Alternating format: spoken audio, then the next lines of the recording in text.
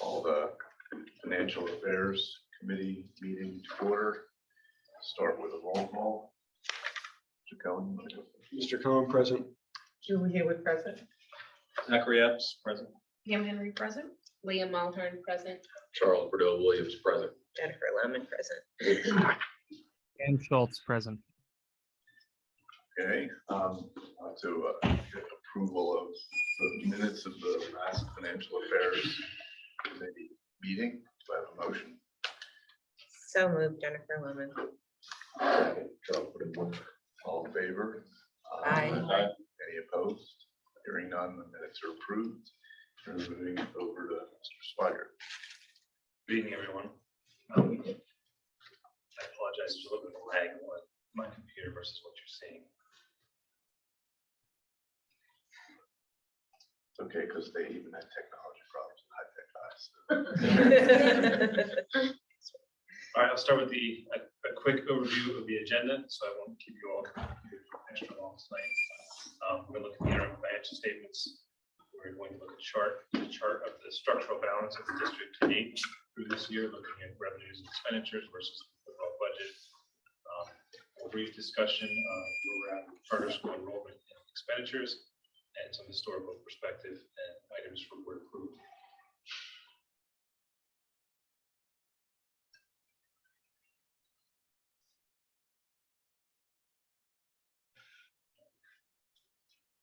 Zoom in. So again, on the balance sheet side, we're looking at the total assets, the total holdings of the district. This is an interim balance sheet, so we aren't adjusting accruals or receivables on a monthly basis. We do that at year-end. So the key focus here is on cash. And how does our cash balance look? Our cash balance is strong. It's more than last year, which is always a bonus, always a plus, but expected in this environment. Scrolling down to the bottom, you can see our total revenues. Our revenues are $8 million more this year versus last year, and our expenditures were only $693,000 more this year versus last year. So seeing this continued surplus is a trend that we want to see, and this is our high level overview.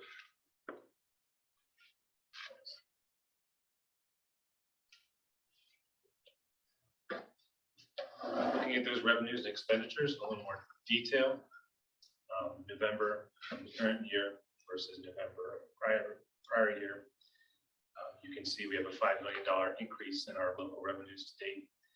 That is partially because of our tax increase, partially because of our real estate tax assessments, our increases that Ed and Chuck, I believe, worked so diligently on last year, as well as maybe some members of the board.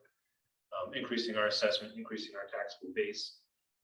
It is important to note this year, with interest rates increasing, with the Fed rate rising, we have an additional $600,000 of interest income to date. It's interesting how quickly things changed. If you remember back in February or March, the Fed funds rate was next to 0, and now we're up to 4.5%, which means our rate of return on our cash is over 4%. And we carry an average balance of millions of dollars. So over the course of the year, I would expect to earn about $1.5 million of interest income, when last year we might have been lucky to have $50,000. So our focus went quickly in January from trying to refinance debt to take advantage of low interest rates to now trying to move all our cash in the best vehicles to capture as much interest income as possible. We're still seeing very strong delinquent real estate tax collections and earned income tax collections. It is interesting to note and important to note that our real estate transfer tax this year to date is less than last year to date. So versus last month, it was more. This year, we've seen that switch, which was kind of anticipated with the housing market slowdown. We'll probably see that trend continue through the end of the school year. That would be in local sources. Yes, that's where. So we're still up by a lot. I'm spending a little bit of time on local sources. I'll try to do the rest a little quick. On the state side, this is just a timing issue. We received some basic ed subsidy payments, and we received that homestead money, if you recall. We talked about it last month. Still the same reason for the increase. On the federal side, we're starting to see some of that ESSER money come in. We submitted some of those expenditures. We closed closed out last year, and we already received $1 million payment of ESSER. All right, moving on to expenditures. We would normally, in a given year, expect to see increases in our special ed expenditure column, as some years that line item would go up double digits percentage-wise. We are seeing a slight decrease that is due to an invoice. We still have an outstanding invoice to BIU, which makes up offsetting that decrease. Should sort itself out by the end of the year as we get things paid more time. That bill's not delinquent, it's just a matter of timing of when we're billed and when we pay.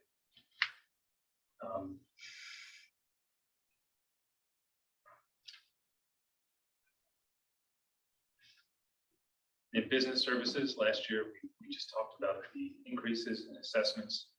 The district had employed, and this is going back many years, an entity called Keystone Realty Advisors to assist in identifying and executing those assessments. So part of that agreement was they settle a case, we pay them a portion of that money for that lump sum, and that expenditure lies in here. It's about $108,000. So that's the reason you see it. $800,000 expenditure last year, and only $691,000 expenditure this year. We expect to see something similar year to year for business services. As Tim alluded to earlier, and the reason he discussed staffing, you can see in our operations line item, we have quite a sizable increase from year to year. Part of that, a smaller part of that, is our inability to staff means we have to ask other staff to work multiple shifts or multiple hours. So we're incurring overtime, trying to avoid that overtime by increasing our substitute pool. Before COVID, my experience has been easily being able to find 10, 12 substitute custodial employees to be on call to fill in vacancies. That's not the current market today, not the current employment market. As Tim said, we're down to 4. So we're doing things we can to try and encourage more hiring, more staff in reserve, and hopefully we'll get that rectified as soon as possible. We do have some staffing challenges, as Tim mentioned, trying to fill all of our positions. Also included in that, we have some capital expenditures that really, by the end of the year, will probably be classified out and charged in the cap reserve. For now, they're finding a home in our operations expense. Parking lot repairs at the high school. There were some boiler room repairs, and there were some HVAC repairs that were significant. There's no capital. All right, before we move on from revenue expenditures, any questions on anything presented? Yes. Can you explain under the non-instructional services, the student activities, that increase, is that just So last year, more? most of our student activity expenditures is salaries for coaches and Okay. for co-curricular sponsors. It's just that's just a timing issue. The pay run for those instructors went off the first pay period in December last year. Okay. So it looks like the expenditures are out of, or I'm sorry, last year. So it looks like the expenditures are out of whack. We actually paid everybody this year. So, Okay, great, so that almost that entire $200,000 difference is coach pay. great, thank you. For reference, I did include the old presentation for those who prefer it.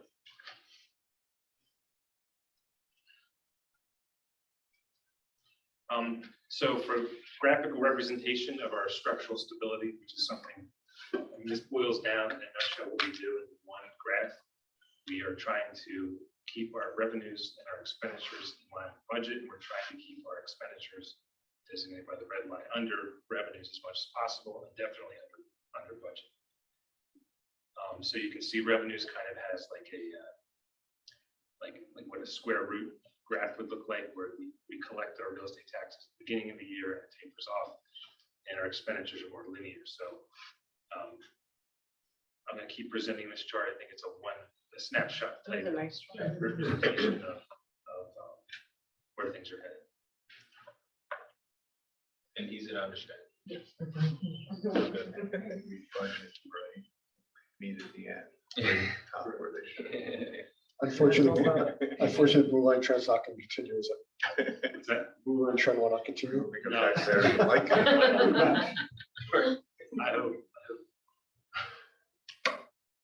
All right, moving on to charter school enrollment. So I went back and tried to grab some history context. So we can see what our enrollment was back pre-COVID and the impact that COVID had on our charter school enrollment and on our expenditures and our budget.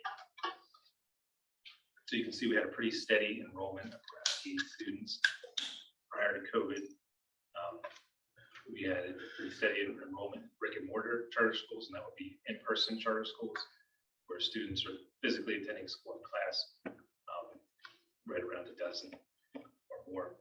And then you see when COVID hit in 2021, this number balloons, it doubles, and then grows even more in 21, 22. So you can see the impact it had on the budget. We went from having, the actual expenditures went from having about $1.3, $1.5 million in expenditures to quickly having over $3 million in projected expenditures through the end of this year.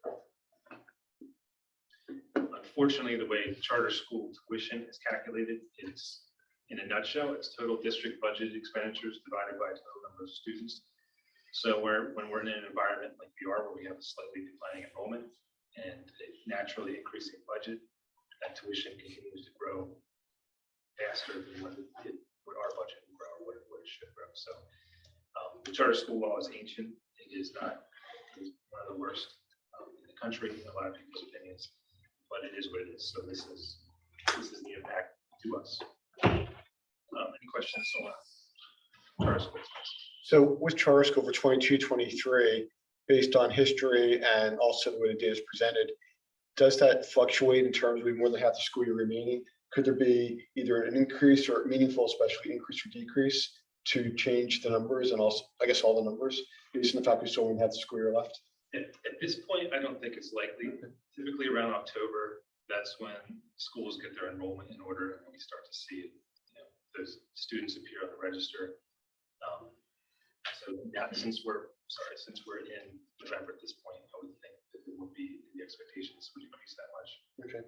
But I don't know. Some of the charter schools don't have a great accounting department, and maybe something will come in January. Hey, we missed 15 students. So that's not the case. But Thank you. I'm so hopeful with the Democratic governor and House in Harrisburg that they'll start to do some charters or some reform around that. But then how long will it take for us to see that, Any other observations, questions from the board? Thank you for this information. Thank you for asking for it. Yeah, and appreciate the context you added, because if you look at the numbers, you wouldn't really get to that. For example, 19 to 20, there's an increase of about 60. The cost associated with that, but when we decrease by 70, that similar cost is then reduced. And so it's because of the context you just shared. and this total is total number of students that entered annexed. So it's probably a little lower in all cases. You may have seen the number a little lower presented otherwise. I didn't go through and calculate full-time equivalents, students, number of days attended. I just didn't have that data at my fingertips.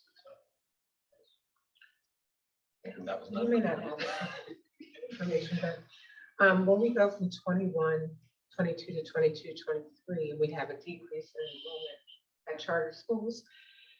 Do we have some of those students coming back from charter schools in light of the fact that we have done some things? That's a very good question. I didn't take that next step to see where the students went. They just left. And that's something I can reach out to Mrs. Kane to determine. I know that we made a concerted effort over the summer,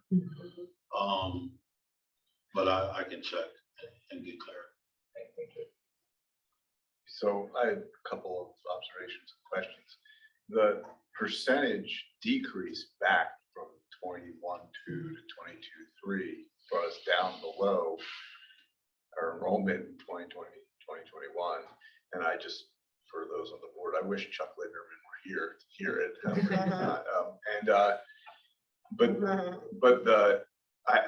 It's dramatic how much less the decrease in the cost it was compared to the number of students who came back. And I understood that your explanation, but is it that profound? Is our per pupil that different because of our demographic losses? This is conservative, it's actual projection, Okay, but I'm still putting it around 3 million. It's still substantial. that's just such a bad law because it's just that is not a measurement of anything.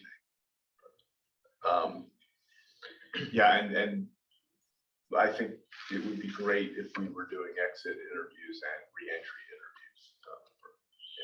Yeah, to some extent, just get an idea of what we're doing right. Well, correct me if I'm wrong, I assume that's a combination of really two factors. One is that the fewer students, but also even if everything else is equal, the number of students are equal, our cost of up per year, and therefore the cost per student normalized, so to speak, would still lead to an increase in cost from year to year for charter school students. So it's probably a combination of fewer students and also higher cost in general, which means higher cost per student, even if things did not decline in terms of our student population in totality. Absolutely, but by percentage, our percentage of cost isn't going up that quickly Right. to make up for that percentage. Yeah. Dan, did you have anything? If you're really curious, take a look at the, you can go to PD and you can look at the fund balance of every district and every charter school, state, and you can see how much money is just parked in the cyber school.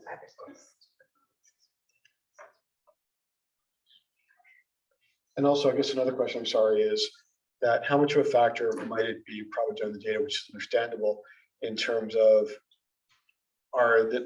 I apologize, but if I recall correctly, that for special needs students, those costs wind up being higher for charter schools versus we have a non-special needs student. So my question would be, anecdotally, or maybe later on, if we could get the data possibly on a burden, how much of it might be attributable in part to possibly, maybe it's not the case, of there being possibly higher costs associated with special needs students, that we might possibly more special needs students attending charter school in one year versus another.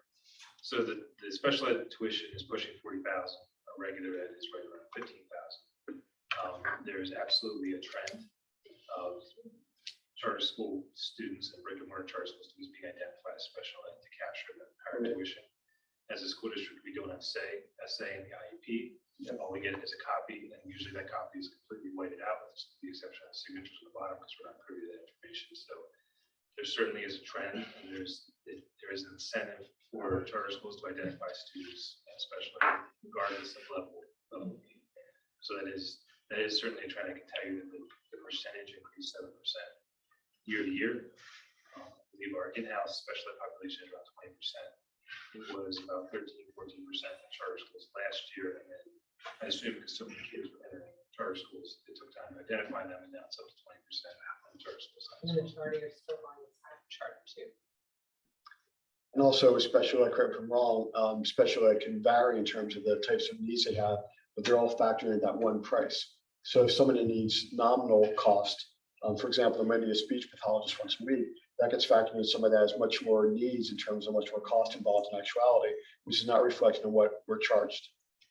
And that's the legislation that's been proposed for the past couple of years. That there's different classifications of need and there's different rates for level of need, and there's a cap on the cyber charter tuition. I believe it's $93 or something. That has to be reintroduced in The next session. Thank you. The last point, I think we would even realize like somewhere close in the millions of dollars savings if that law were passed It would be a significant amount. annually. Yeah. I don't know what the number is. That is, they gave us a figure, I don't remember either, but I remember in legislative, they gave us a figure that was somewhere in like multi-million dollars annually. Any other questions on the charter school? All right, on the agenda for next week's board meeting is the approval of it's called the opt-out resolution. So when Act 1 was passed at the state level, for those who are not familiar, quick recap. The state caps the amount income tax or real estate taxes can be increased to an Act 1 index. If the school district wants to increase taxes above that Act 1 index, they have to make a special board motion and follow the differential budget procedure if they go above that index. So I included our historical Act 1 index going back to when the Act first started in 2006. Our current Act 1 index is 4.1%. I believe someone had asked how the Act 1 index is calculated. I did print it out. It is the statewide average weekly wage, and then a federal measure of similar data from unemployment claims and wage data reported. I'm sorry, yeah. So it's a double factor, and it's blended together to form this Act 1 index. So this is kind of a factor of wage movement in the state and federal government. So our current Act 1 index is 4.1%. At this point, even though we're very in the preliminary stages of the budget, I can't imagine we would go beyond a 4.1% tax increase by any stretch of the means. So Not unless we all want to get kicked off the board. So there's no reason to not pass the opt-out resolution in December. I think technically it's not due till mid-January, but we're ready, so. Not to mention the fact that we're running a surplus. We're running a We don't really need to do it. Yes. So this means that our tax increase, which I put pending, will be anywhere from 0 to 4.1%. Yes. Can I ask a question about the language that was shared with us about the draft resolution? So in point number 2, I'm going to get a little bit into the weeds. If maybe we can pull it up. I don't think I have a copy on. So I'll try to paraphrase, and I guess if need be, we can always talk offline. So point number 2 talks about the fact, I guess I'll read it, it's relatively short. The applicable index for the next fiscal year is 4.1%, and the school board will not for the next fiscal year increase the rate of its real estate tax or any other tax for the support of public education by an amount that exceeds the applicable index. So my concern and the language I have some reservations about, and to be clear, I don't want to advocate raising taxes more than 4.1% or raising taxes in any other way as well to get around that. But the Act 1 talks about specifically the index of 4.1%. The language in point number 2 talks about also any other tax. And I just question about, should we bind ourselves and set that precedent? And also, if I take it very literally, I can then say possibly, well, that means it says any other tax, not even their school district tax. That can mean that we're not even going to recommend or advocate or benefit possibly if the state increases their tax rates in other ways as well. So my recommendation is just to focus on the Act 1 part for that number and to omit the other language is not tied directly to Act 1. If that makes sense. It's a good call, David. Again, not recommending to raise taxes any more than 4.1%. Or even local taxes. I mean, that's. Yeah, yep, Yeah, we can clean up that.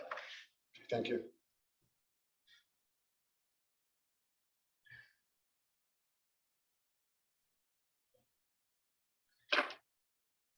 Any other board comments, questions, that part of the presentation? I guess the last part is that I don't know what inflation is now or what it was factored in with Act 1 of 4.1%, but anecdotally, I'm fairly sure that 4.1% is below the inflationary rate. So again, not recommending going above it, but it's also a sign in admiration that we're staying at or below that rate, which we're effectively agreeing to by passing this resolution. And it's just reflective of the fact that the actual costs that we're going to incur in many ways will be above that 4.1%, at least for part of what we incur as a school district, for part of our costs. Yeah, so the inflationary rate was over 8% for several months. So I don't know what the moving average is, but Thank you. it's been many years. Any other questions on the Act 1? History? Bring it on. I'll share the timeline again. And January 26th is the deadline to adopt the resolution pursuant to section 311D1, which is this Act 1. Act 1 opt-out resolution.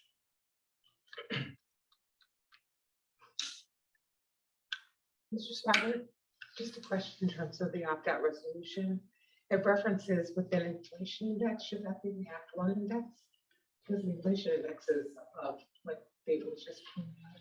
I assume that language is interchangeable for the Act 1 index, Okay, but I can certainly add. yeah, I think that might be a little better. More precise to say Act 1 than inflation.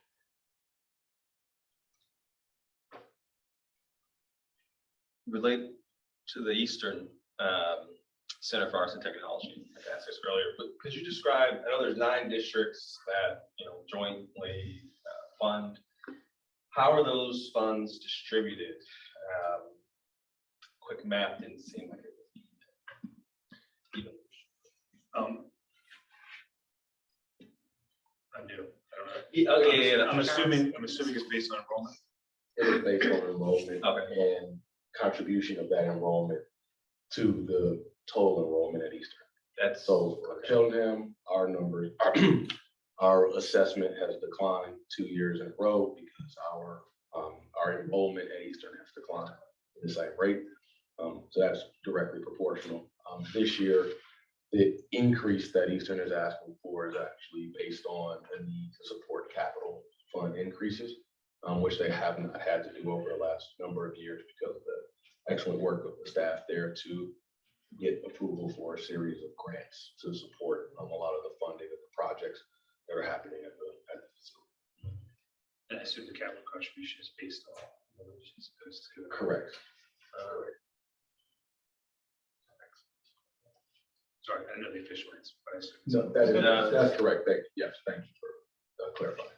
okay. And I do recall in the report, you mentioned that also in terms of why they were asking for increased funds. Correct. Yep. Just when we discussed the preliminary budget, that's when I bring that information. The year-to-year budget increase for Sheldon is almost de minimis. Extremely negligible. It's like $3,000 or something. Thanks. Any other questions about the agenda items? From the board, Dan, you have anything? And we have a community member. Did you have a question for us? Actually, I have 3 questions, if you don't mind. Sure. The first question is concerning Eastern. Is there like Apologize, a name and location. Gerbil Brown, resident of Elkins Park. In regards to Eastern, is there in regards to Cheltenham, is there like an allocated amount of space or for students, or is it, how is it, arranged? Sure. If I understand the question is whether or not space is made per district. Yes, yes. So what Eastern does is they provide capacity for each program, and they make that capacity known to all of the sending districts. And if they do have capacity challenges, they do their best to try to accommodate. But they do have a cap just based on the size of the facility. Okay, so there's no, say, Cheltenham have 100 spaces, Spaces, right? and we could say we filled it, say 50%, so we have, there's no measurement of that. Well, there's tracking of past data to try to make predictions on that, but there is, and just looking at the data from my time there, it has not grown or shrunk by any large number. But in terms of a prediction per school district, not that I'm aware of. And it wouldn't really work that way because it depends on whether you want to be in cosmetology or auto mechanics or electrical or computer science. That'll vary year to year, and the spaces in each of those programs vary because of the capacity, so couldn't really be broken down that way. No, I mean, I'm just, that has caught my ear because my son, he had applied for Eastern HVAC, and because of some snafu, he didn't get in. But so I mean, part of it was, like I said, I would take some of the blame for that also, because but and again, my son is special needs, junior now at Cheltenham High School. And he's had an IEP since he was pre-kindergarten, and now he's in the final 4. So one of the things that I heard you guys say is that you say in the charter schools, they tend to, I guess, classify more people as special needs so they can get a higher amount of funding from Cheltenham. So that would tend to drive up the special education expenses. But yet, earlier you said that the special education expenses for Cheltenham showed a decrease. Is there a particular reason for that? Is that, you mentioned the timing with the IU. Yeah, I'm showing a snapshot as of November 30th. It's a pure cash basis, money in, money out. So we have some bills we haven't quite yet paid as of November of 2022. As of this time last year, we paid. Okay. And Mr. Sawyer, correct me if I'm wrong, I think the charter school expenditures are captured in a different line item Right.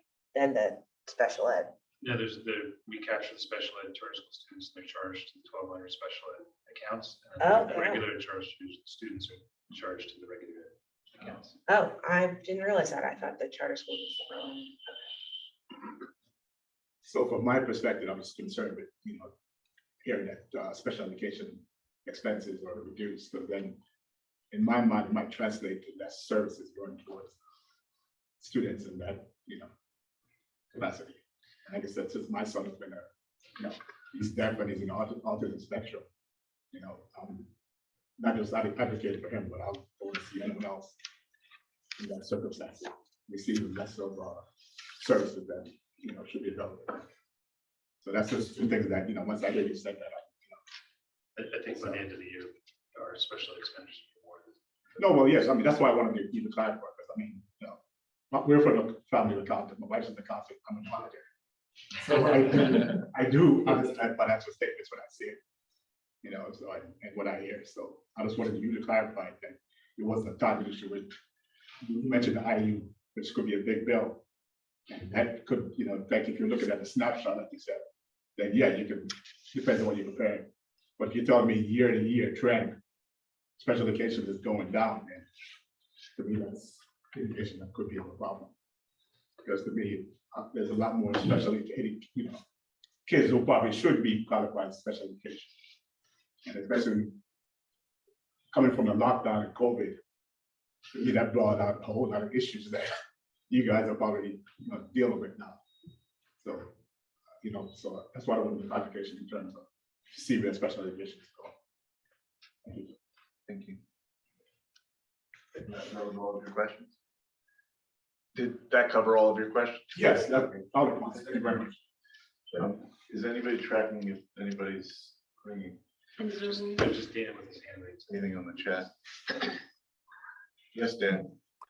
I don't want to, it sounds like it was resolved. I just wanted to add that the special education budget from this level, from the board report level, I mean, it really does cap year over year, the budget associated with special education is also very individual student driven.